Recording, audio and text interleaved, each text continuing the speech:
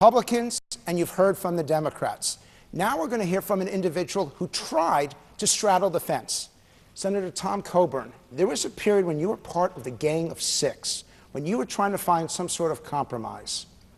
Why did you take that middle-of-the-road position?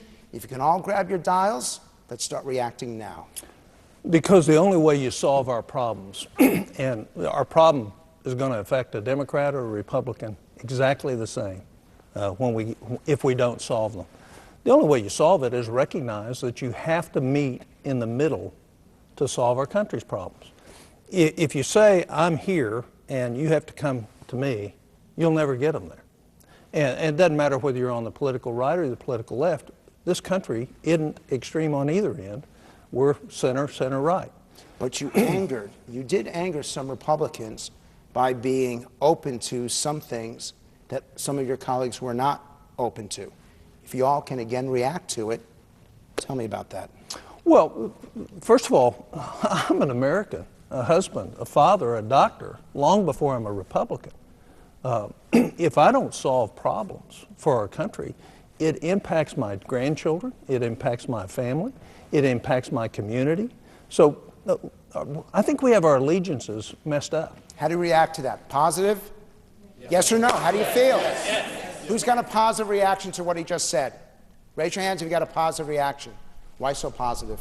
Because it's all about meeting in the middle and having some kind of compromise, which there hasn't been in Washington for a long time.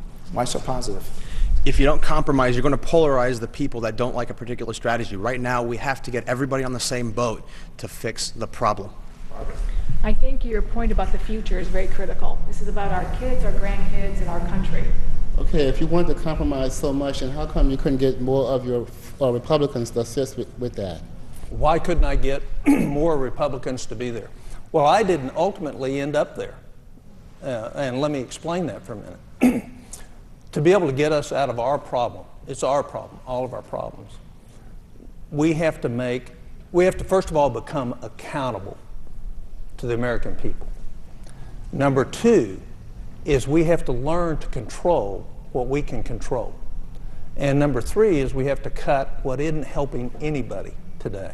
So if we don't do all three of those things and we don't meet under those premises, having an agreement to say you have an agreement, if it doesn't solve the problem, which was my difficulty and why I left, we didn't solve the problem.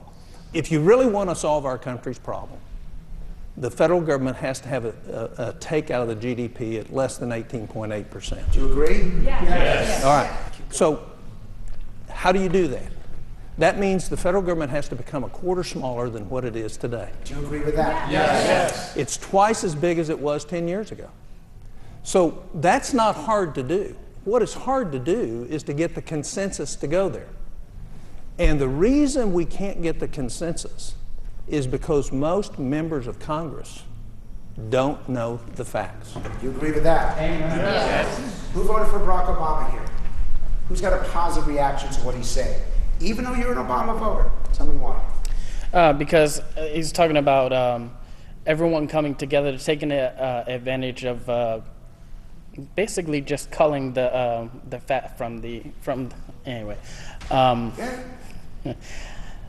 I believe those things need to be done. There's a lot of programs that are running right now that don't really serve too much of a purpose, or whatever purpose they were supposed to serve, they didn't make it.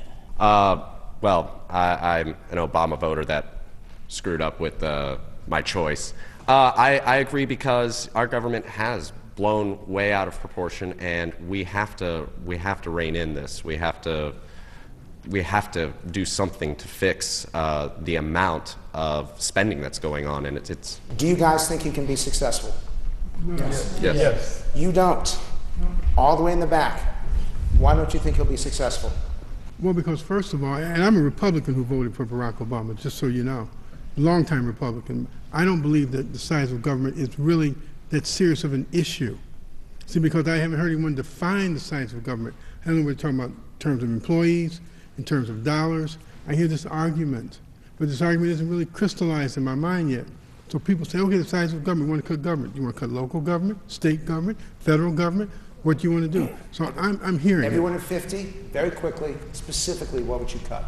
Oh, I'm going to put out Monday, we're going to have a press conference, we're going to show you $9 trillion worth of duplication, waste, inappropriate functions of the federal government, and remember, all you got to do is choose half of it. And we're going to show you $9 trillion. We know more about the federal government than any office in Washington, and we have researched. We're going to put the details behind it. It'll all be online, searchable database where you can actually see everything we're recommending and why we're recommending. So what do you think of this thing overall? Positive or negative? Positive. Tom Coburn, Dr. Coburn, thank you very much. You're welcome. Appreciate it. And thanks, Frank.